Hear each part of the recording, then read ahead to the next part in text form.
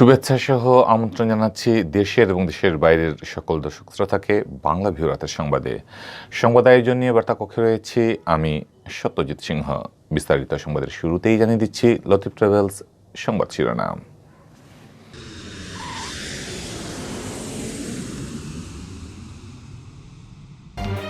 তৃতীয় ধাপে সিলেটের ১৬ ইউনিয়ন পরিষদে শান্তিপূর্ণ ভোট গ্রহণ। ৯টিতে আওয়ামী লীগ, ৩টিতে বিদ্রোহী, ২টিতে স্বতন্ত্রের ব্যানারে বিএনপি ও ১টি করে ইউনিয়নের জাতীয় পার্টি ও জাসদের প্রার্থী চেয়ারম্যান নির্বাচিত। দ্বিতীয় বিশ্বযুদ্ধে অংশ নেয়া সিলেটের সৈনিকদের আর্থিক অনুদান দিয়েছে সাবেক ব্রিটিশ সৈনিকদের সংগঠন royal Commonwealth x service League. জীবিত ২ জন সহ ৯ জন পেয়েছেন এই অনুদান। হেফাজতে ইসলামের মহাসচিব আল্লামা নুরুল ইসলাম জিহাদি গুরুতর অসুস্থ, লাইফ সাপোর্টে স্থানান্তর। দেশে বেড়েছে করোনায় মৃত্যু ও আক্রান্ত শনাক্ত। ৩ জনের প্রাণহানির দিনে আক্রান্ত শনাক্ত ২০৫। করোনায় আরেকটি মৃত্যুহীন দিন পার করল সিলেট বিভাগ। নমুনা পরীক্ষায় আক্রান্ত শনাক্তের হার ০.৪৭%। দেখছিলেন লতিফ ট্রাভেলসের সংবাদ শিরোনাম, এবারে বিস্তারিত। তৃতীয় ধাপের ইউপি নির্বাচনে সিলেট জেলার ১৬টি ইউনিয়নে নির্বাচন অনুষ্ঠিত হয়েছে। নির্বাচনে ৯টিতে আওয়ামী লীগ, ৩টিতে আওয়ামী লীগের বিদ্রোহী, ২টিতে স্বতন্ত্রের ব্যানারে বিএনপি, আর ১টিতে জাতীয় পার্টি ও আরেকটিতে জাসদের প্রার্থী বিজয়ী হয়েছেন। এর আগে সকাল ৮টা থেকে বিকেল ৪টা পর্যন্ত শান্তিপূর্ণভাবে ভোটগ্রহণ সম্পন্ন হয়। সিলেটের দক্ষিণ সুরমা উপজেলার ৫টি ইউনিয়নে ভোটগ্রহণ অনুষ্ঠিত হয়েছে। এর মধ্যে শিলাম ইউনিয়নে আওয়ামী লীগের শাহ অলিদুর রহমান, লালাবাজারে আওয়ামী লীগের তোহাইদুল হক তুহিন, জালালপুরে আওয়ামী লীগের ওয়েস আহমদ, দাউদপুরে আওয়ামী লীগের আতিকুল হক আতিক ও মুগলাবাজারে আওয়ামী লীগের বিদ্রোহী ফখরুল ইসলাম শায়েস্তা বিজয়ী হয়েছেন।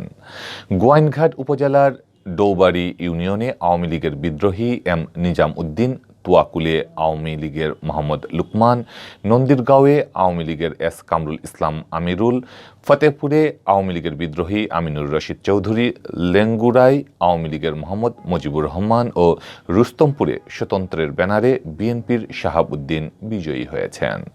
জৈন্তাপুর উপজেলায় জন্তাপুর ইউনিয়নে জাতীয় পার্টির ফখরুল ইসলাম, চারিকাটায় জাসদের সুলতান করিম, দরবস্তে বিএনপি সমর্থিত বাহারুল আলম বাহার, ফতেহপুরে আওয়ামী লীগের রফিক আহমদ ও চিকনাগুলে কামরুজ্জামান চৌধুরী চেয়ারম্যান নির্বাচিত হয়েছেন।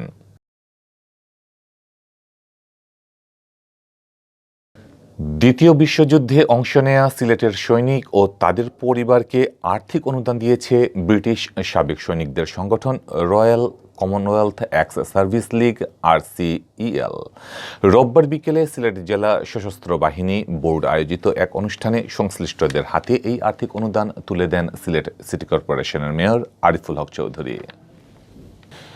দ্বিতীয় বিশ্বযুদ্ধের ২ জন জীবিত সৈনিক ও ইতোমধ্যে মারা যাওয়া আরও ৭ সৈনিকের পরিবারকে এই অনুদান দেওয়া হয়। বিশ্বযুদ্ধে অংশগ্রহণের স্বীকৃতিস্বরূপ তাদেরকে এই সম্মাননা অনুদান দেওয়া হয়। সিলেটে এখনও দ্বিতীয় বিশ্বযুদ্ধের যে ২ জন সৈনিক বেঁচে আছেন তারা হলেন দক্ষিণ সুরমার পশ্চিমপাড়া গ্রামের নূর মোহাম্মদ। আগামী ৫ জানুয়ারি তার বয়স হবে ১০৭ বছর। আর অপরজন হবিগঞ্জের আবুল হোসেন। অসুস্থতার জন্য তিনি অনুষ্ঠানে অনুপস্থিত ছিলেন।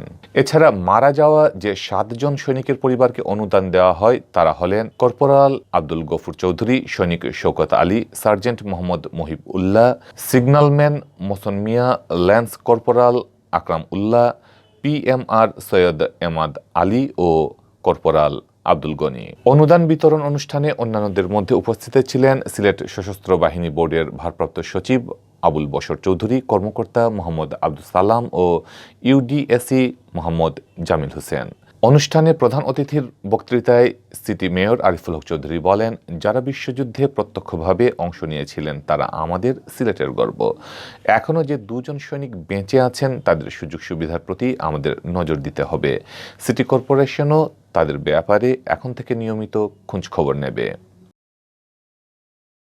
তাদেরকে অ্যাটলিস্ট তাদের পরিবারের সদস্য অন্ততকে যারা ব্রিটিশ গভর্নমেন্টের জন্য যুদ্ধ করলো তাদেরকে যদি একটু ওই ব্রিটেনে নিয়েও যদি একটু চিকিৎসাটাও করানো হয় তাও তো একটা বেনিফিট পাওয়া গেল। এই জন্য আমি বলছিলাম ওনারা একটা চিঠি দিলে আমি বিষয়টা নিয়ে ব্রিটিশ অ্যাম্বাসেডর এবং ব্রিটিশ পার্লামেন্টের এমপিদের কাছে চিঠি লিখব।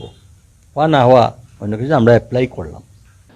হেফাজতে ইসলামের মহাসচিব আল্লামা নুরুল ইসলাম জিহাদি গুরুতর অসুস্থ। শারীরিক অবস্থার অবনতি হওয়ায় তাকে রাজধানীর লেবিড হাসপাতালের লাইফ সাপোর্টে রাখা হয়েছে। হেফাজতে ইসলামের মহাসচিব আল্লামা নুরুল ইসলাম জিহাদির ছেলে মুর্শেদ বিন নূর রোববার গণমাধ্যমকে এই তথ্য নিশ্চিত করেছেন। শনিবার হার্ট অ্যাটাক করেন আল্লামা নুরুল ইসলাম জিহাদি।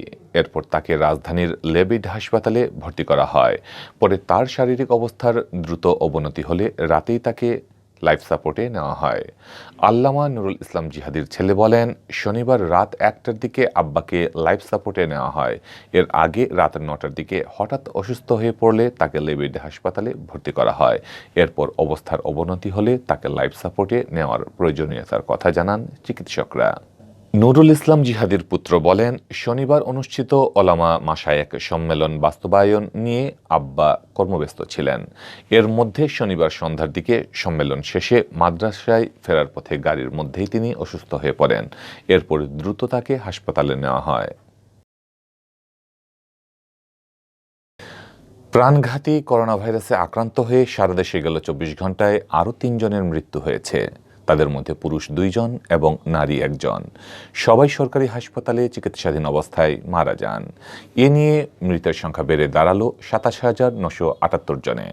রোববার স্বাস্থ্য অধিদপ্তরের করোনা পরিস্থিতি সংক্রান্ত নিয়মিত এক বিজ্ঞপ্তিতে এ তথ্য জানানো হয়। একই সময়ে আক্রান্ত হিসেবে নতুন করে শনাক্ত হয়েছেন 205 জন। এ নিয়ে করোনায় আক্রান্ত রোগীর সংখ্যা বেড়ে দাঁড়িয়েছে 15,75,784 জনে। এর আগের দিন 27 নভেম্বর 2 জনের মৃত্যু ও 155 জন আক্রান্ত শনাক্তের খবর জানিয়েছিল স্বাস্থ্য অধিদপ্তর। স্বাস্থ্য অধিদপ্তরের বিজ্ঞপ্তিতে বলা হয়, গত 24 ঘন্টায় সরকারি ও বেসরকারি 836টি ল্যাবরেটরিতে 19,525টি নমুনা সংগ্রহ ও 19,811টি নমুনা পরীক্ষা করা হয়। এ নিয়ে মোট নমুনা পরীক্ষার সংখ্যা বেড়ে দাঁড়িয়েছে 1,08,52,058 জন। নমুনা পরীক্ষার তুলনায় শনাক্তের হার 1.41%।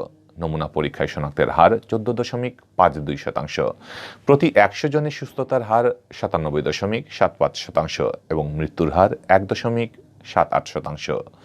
মারা যাওয়া 27,978 জনের মধ্যে পুরুষ 17,903 জন ও নারী 10,075 জন। গত 24 ঘন্টায় সুস্থ হন 299 জন রোগী।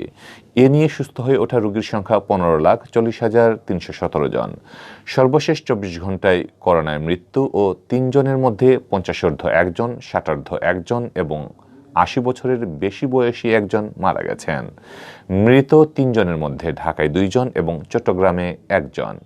দেশে গত বছরের 18 মার্চ থেকে আজ পর্যন্ত করোনায় মারা গেছেন 27,973 জন। তাদের মধ্যে পুরুষ 17,900 ও নারী 10,067 জন।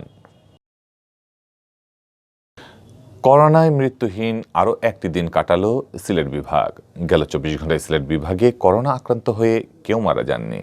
তবে 633 জনের নমুনা পরীক্ষা করে করোনা আক্রান্ত পাওয়া গেছে মাত্র 3 জন। আর একই সময়ে করোনা থেকে সুস্থ হয়েছেন 10 জন। শনিবার দুপুরে স্বাস্থ্য অধিদপ্তরের সিলেট বিভাগীয় পরিচালক ডক্টর হিমাংশু লাল রায় স্বাক্ষরিত এক প্রতিবেদনে এ তথ্য জানানো হয়।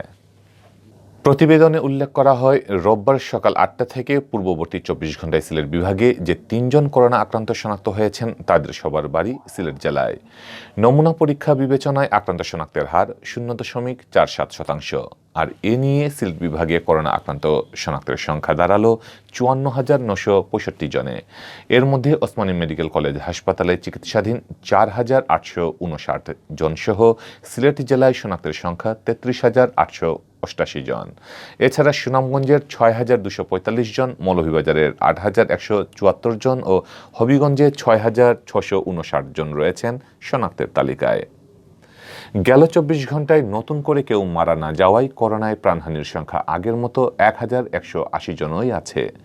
এর মধ্যে ওসমানী মেডিকেল কলেজ হাসপাতালে মারা যাওয়া ১১৮ জন সহ সিলেট জেলায় মারা গেছেন ৯৮৬ জন।